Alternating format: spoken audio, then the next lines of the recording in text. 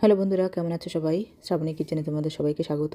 আমি শ্রাবণী তোমাদের জন্য নিয়ে এলাম লাউয়ের খোসার চচ্চড়ি বা বটি, যেটাই বলো। আমরা বটি বলি, কেউ কেউ আবার চচ্চড়িও বলে।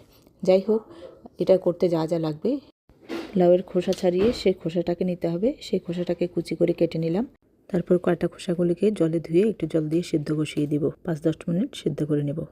তারপর মাঝারি সাইজের একটা আলুকেও কুচি করে কেটে নিলাম। তারপর একটা মাঝারি সাইজের লম্বা বেগুনকে ছোট ছোট টুকরো করে কেটে নিলাম।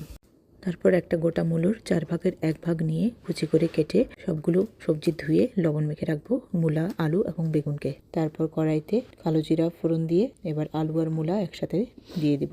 লবণটা একটু ভালো করে চিপে নিয়ে তারপর দিয়ে দিলাম, যেন জলটা বেরিয়ে যায়। এর মধ্যে একটুখানি হলুদ দিয়ে দিলাম, দিয়ে ভালো করে নেড়ে একটু ঢাকনি দিয়ে এটাকে একটু ভেজে নেব। আমি বেগুনটা কাটার সময় আর ক্লিপটা নেওয়া হয়নি, তাই আর ভিডিওটা দেখানো হলো না। এটা খুবই একটা মজার রেসিপি বন্ধুরা, তোমরা বাড়িতে অবশ্যই একবার ট্রাই করবে এবং দেখবে খেতে খুবই দারুণ লাগে।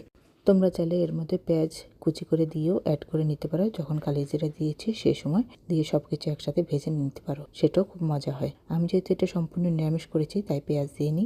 আলু আর মূলাটাকে ভেজে নিয়েছি, বেগুনটাকেও ভেজে তুলে নিলাম। দেখো, এবার ফ্রাই প্যানে আর একটু তেল দিয়ে সিদ্ধ করে রাখা আমি লাউয়ের খোসাগুলিকে দিয়ে দিব। যেহেতু লবণ দিয়ে সিদ্ধ করে রেখেছি তাই এখন আর লবণ দেবো না। একটুখানি হলুদ দিয়ে এটাকে একটু ভেজে নেব। 2-3 মিনিট ভেজে নেওয়ার পর ভেজে রাখা আলু আর মূলাগুলোকেও দিয়ে দেবো এর মধ্যে।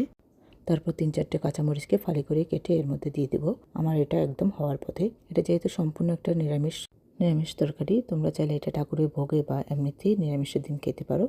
এখন এর মধ্যে আমি ভেজে রাখা বেগুনগুলো ও কেটে রাখা ধনেপাতাগুলো দিয়ে দিব। এর মধ্যে দিয়ে ভালো করে মিশিয়ে নেব। আমার এটা একদম রেডি খাওয়ার জন্য। এখন আমি এটাকে নামিয়ে সার্ভ করে তোমাদেরকে দেখাচ্ছি। আমার ভিডিওটা যদি তোমাদের ভালো লাগে তাহলে লাইক, কমেন্ট, শেয়ার করো আর সাবস্ক্রাইব করতে ভুলো না কিন্তু।